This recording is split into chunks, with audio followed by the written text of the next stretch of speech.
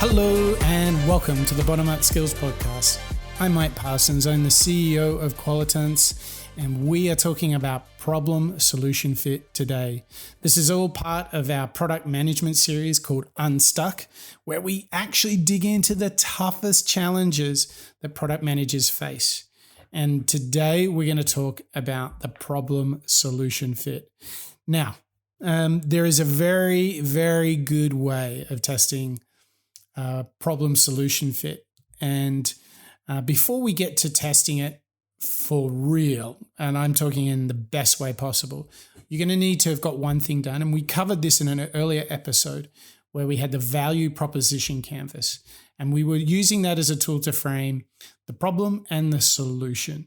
So if you're not familiar with that, I strongly suggest you jump over there and have your problem solution mapped, or said differently, your value proposition canvas. All right. So you've got a world of the customer, you've got a world of your product. You're really convinced that the customer has a problem. You've got a solution, but you want to make sure that they fit together. You may have tested some of these in isolation. You may have used some interviews and surveys to get the big picture together, but you kind of want to test that this all comes together. And I'm going to propose the way that is the most effective, high fidelity way of validating. And the answer is rapid prototyping. That's right. Rapid prototyping is all about creating some sort of light sketch or model of the full product. But the beauty of rapid prototyping is you don't have to build the full product. Because if you think about the spirit of Lean Startup, it's all about build and write as little code as possible. And you don't want to build anything that hasn't been tested. So rapid prototyping is bang on, absolutely bang on. So it's a really powerful way to do that testing and validating I was talking about.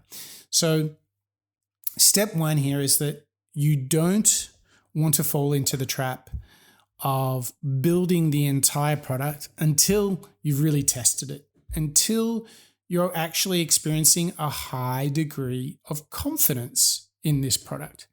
And so rapid prototyping will give you that. So it's all based in, you want to build like just enough of a model or a sketch of the product. And the way you know you've got enough is that whether it's a whiteboard or a sketch on some paper or some digital tool like Sketch, Figma, Adobe XD, InVision, that it stimulates sufficient amount of your senses, and it really kind of suggests the product. Now, you might be using paper. I mean, I've seen this work with paper. I've even seen it work with hula hoops. It's crazy. The point here is that you will be amazed that when you give customers the context of the task or the job to be done, that they will go along with you when you say, okay, I want you to imagine it's 9:30 in the morning and you want to order some groceries. And you have them sitting in a studio downtown, but if you give them the context and say you want to order on your phone, and you just pass them the prototype on the app, or you ask them to click on the paper and say, imagine this is an app and I want you to click on the sketch. Where would you click? Where would you tap to get going? Now, this really sounds a little bit ridiculous as I say it, but the crazy thing here is it works so well.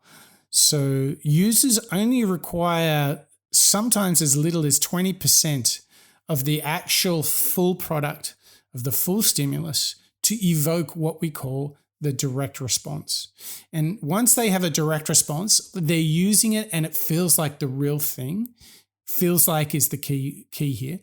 Then if they have that, you can judge their ability to complete the task, and then you can get some amazing feedback.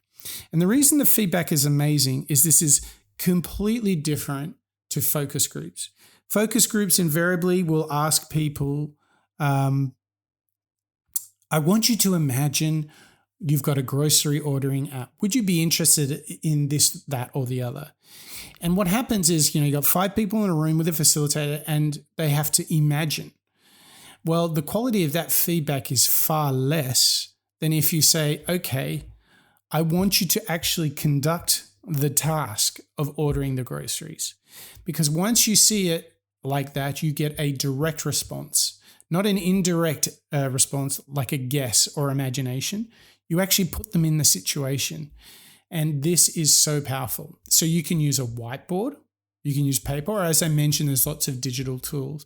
You're trying to avoid building the whole product because you only want to do that once you're really, really confident that the product is the right product and it's worth building. And so many times we see products that get built that were not worth building. In fact, this idea of rapid prototyping, it's used a lot with design thinkers and folks in Lean Startup. Think about Lean Startup. The guy that wrote the book, Eric Ries, spent 5 years, $40 million on a failed startup. And that's why he wrote Lean Startup. He was like, I built a product that nobody wanted.